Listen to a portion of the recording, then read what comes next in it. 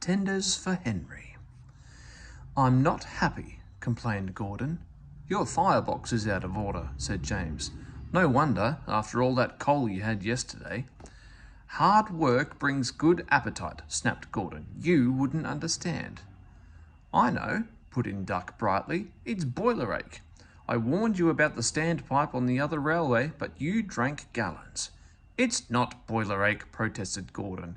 "It's—" "Of course it is," said Henry. "That water's bad. It furs up your tubes. Your boiler must be full of sludge. Have a good wash out, then you'll feel the different engine." "Don't be vulgar," said Gordon huffily. Gordon backed down on his train, hissing mournfully. "Cheer up, Gordon," said the Fat Controller. "I can't, sir.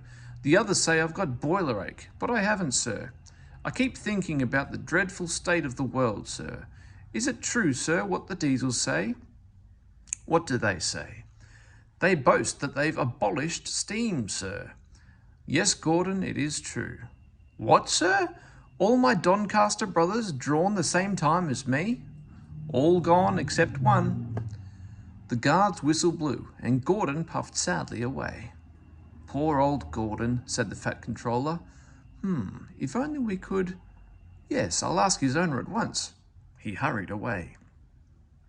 Arrangements took time, but one evening Gordon's driver ran back, excited. "Wake up, Gordon! The Fat Controller's given you a surprise. Look!" Gordon could hardly believe it. Backing towards him were two massive green tenders, and their engine's shape was very like his own. "It's Flying Scotsman," he gasped. "The Fat Controller's brought him to see me. Oh, thank you, sir." Gordon's toot of joy was drowned by Flying Scotsman's as he drew happily alongside. Next day, the two engines were photographed side by side.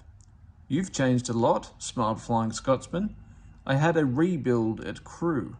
They didn't do a proper Doncaster job, of course, but it serves. I had a rebuild too, and looked hideous. But my owner said I was an extra special engine and made them give me back my proper shape." "Is that why you have two tenders, being special?" "No. You'd hardly believe it, Gordon, but over there they've hardly any coal and water." "But surely every proper railway—" "Exactly.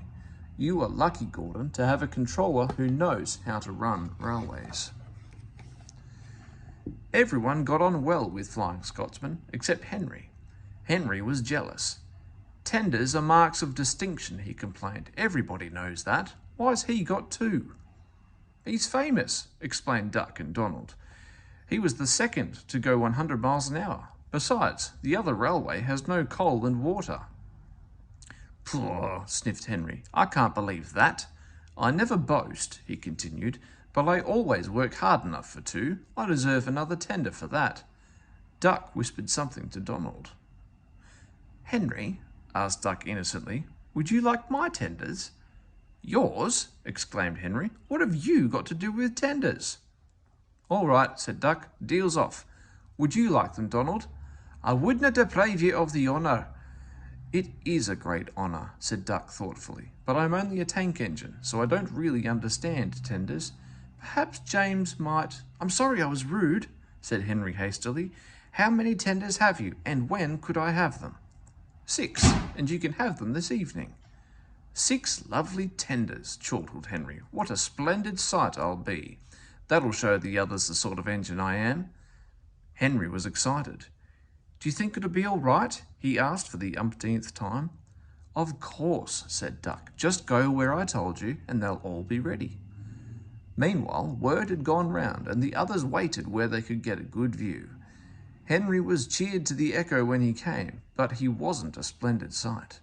He had 6 tenders, true, but they were very old and very dirty. All were filled with boiler sludge. "Had a good wash out, Henry," called a voice. "That's right, you feel a different engine now." Henry was not sure, but he thought the voice was Gordon's.